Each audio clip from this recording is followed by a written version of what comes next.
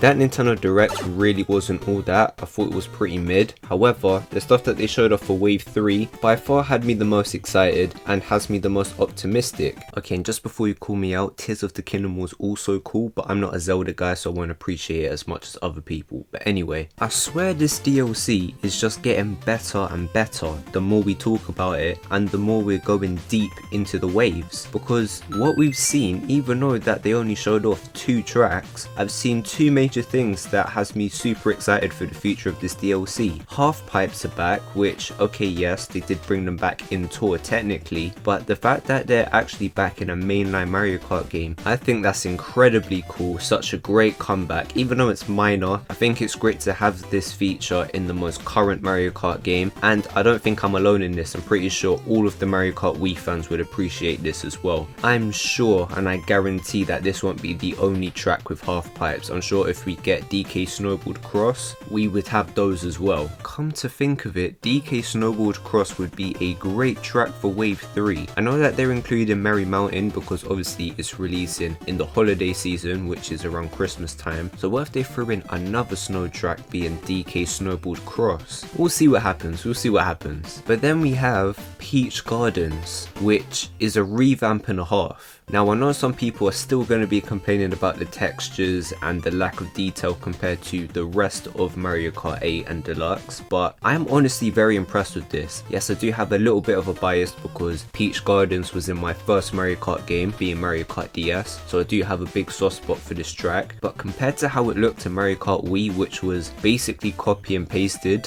from Mario Kart DS, this is a massive step up. The track just looks more spacious, more colourful, and more Mario feeling. Like, for me personally, I'm just as impressed with the design of this track as I was with Snowland from Wave 2, and Snowland was a GBA track. So the fact that they revamped this track and it's a Mario Kart DS track, I'm very impressed with this, and that nostalgia really did hit me quite a bit. And I know I say this every single time, but I am so looking forward to the remix version of Peach Gardens. One thing that you can't take away from the Booster Course Pass is that they still go all out with the music and remakes. Well, at least most of the time, Waluigi Pinball and Mario Circuit 3 aside. I think this remake is going to sound quite a bit like Paris Promenade from Wave 1. I could be completely wrong and they could completely change how the song sounds, but I'm looking forward to it regardless. I trust Nintendo and I feel like, no pun intended, Mario Kart 8 Deluxe has a great track record for making great remixes.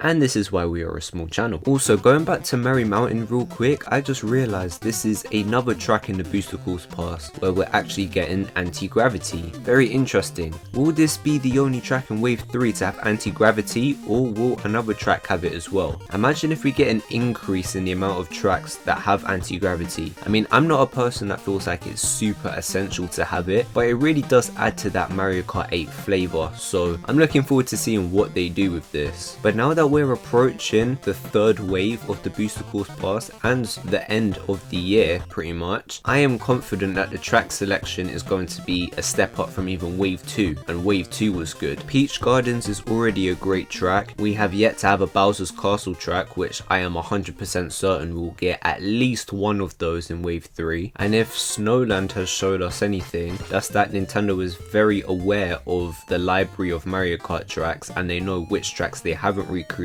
and they also know which tracks are super popular, which makes me feel extremely confident that this Booster Course Pass is heading in a very good direction, and it will lead to us having a very interesting lineup of retro tracks that haven't been recreated yet, as well as fan favorites. Note how we got a fan favorite in each wave so far. In Wave 1, by far the most popular track was Coconut Mall. In Wave 2, we got Waluigi Pinball, which I still think is the most popular Mario Kart track of all time. So if they're going to carry on this pattern, of course we'll get another popular track in Wave 3 and beyond. And if you want to talk about Wave 2, that jump from Wave 1 to Wave 2 was very good in terms of quality. If you want to look at Third Circuit and compare it to Snowland, which are 2 basic tracks, Snowland looks way better in my opinion. And if you want to compare Tokyo Blur to Sydney Sprint, I think that even that's a bit of a step up too. And those 2 tracks in the Direct look pretty good as well, so I'm confident confident and Nintendo's impressed me. Even though I wasn't expecting them to show off anything Wave 3 related already, as Wave 2 is still relatively new, I'm quite happy with what they showed off, to be honest, and I'm really excited for what the future of this Booster Course Pass has to offer.